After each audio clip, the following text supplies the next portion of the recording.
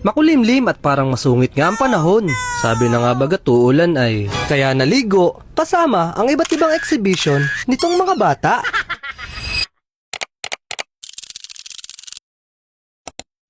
Ngayong araw nga ay napakasungit ng panahon. Kanina pa kukulog.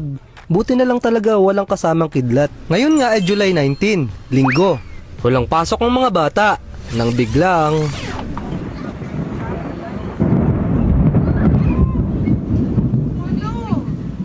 tuwan-tuwa naman ng mga bata nung kumulog ay. Inutusan ko nga dito si Por na bumili ng siomai kay Ate Rasul pagtawid lamang ng tulay. At nang makarating na nga si Por, ay agad-agad na akong kumain dahil sarap na ako sa ulam namin ng mga oras na to. Bali yung siomai nga is additional na lang. At maya-maya nga lamang ay hindi na nakapagpigil ang langit. Umulan na nga po. Tama po kayo. At alam nyo ba kung paano nabubuo ang ulan? Ang pagbuo ng ulan ay dumadaan sa tatlong simpleng hakbang. Unang-una dito ay ang evaporation. Dahil sa init ng araw, ang tubig mula sa ilog o dagat ay umiinit at nagiging water vapor o singaw na umaakyat papunta sa langit. At pangalawa ay ang condensation, na kapag nasa itaas na ang singaw, lumalamig ito at nagiging maliliit na patak ng tubig. Ang mga patak na ito ay nagsasama-sama upang maging ulap. At ang panghuli ay ang precipitation, na kapag sobrang bigat at dami na ng tubig sa ulap at hindi na ito kayang hawakan ng hangin, bumabagsak ito pabalik sa lupa at ito na nga yung magiging ulan. At maya-maya nga lamang ay padami na ng padami ang lumiligo sa ulan. May bata, may matanda, at meron din namang nag-iisip bata.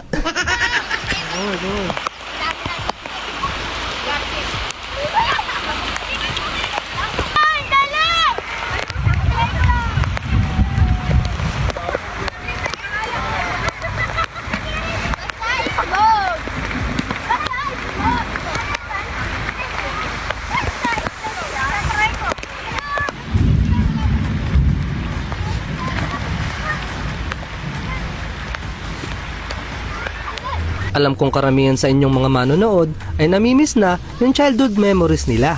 Yung senaryong tatakas ka sa magulang mo para lamang makapaglangoy sa ilog at pakaligo sa ulan. Shoutout sa mga batang 90s. Yan o ang balian ng sandok. Tapos pag di pinayagan na iyak pa yan. Tanggi na magkabuni. Na malubat ay bagay malakas.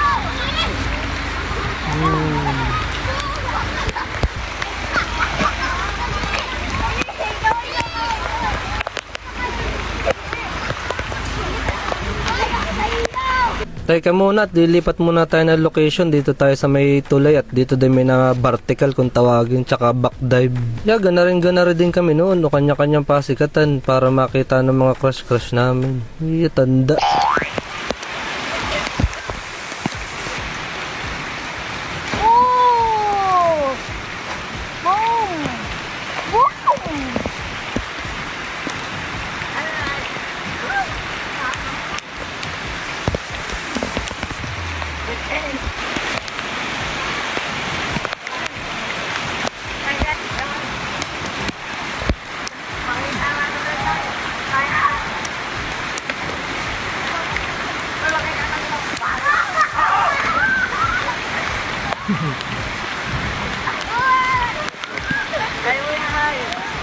Akala nyo atay nakapayong ako, hindi ako naliligo din. Partida na kahit alam kong ang mga bubong ay puro tayo ng pusa ay diretso ligo sa mga salulo. Di naman iinumin ay.